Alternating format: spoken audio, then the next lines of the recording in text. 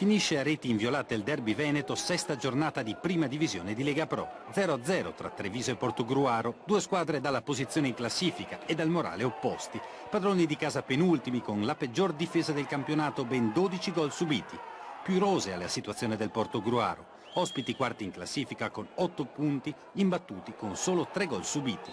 Una squadra che, come l'anno scorso, punta sui giovani, con qualche eccezione. Capitan Cunico, ad esempio, 34 anni, 11ª stagione in maglia granata, 316 presenze e 82 gol.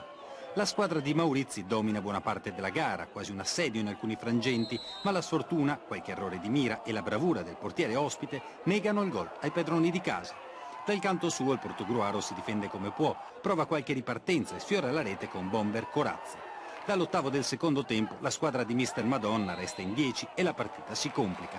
0-0 è un risultato che sta stretto al Treviso, squadra che stenta a riprendersi dopo un avvio di campionato difficile.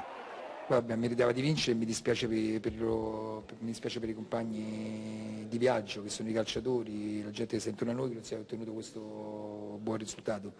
Si è ottenuto un risultato normale, un pareggio che muove la classifica e che comunque ci dà forza delle nostre prestazioni. Non ho visto questa grande differenza tra le due squadre nel primo tempo. Il primo tempo alla pari, si è giocato, il secondo si è rimasto uno in meno, abbiamo creato qualche occasione, probabilmente a livello tecnico potevamo fare qualcosina di meglio, però ci sta insomma.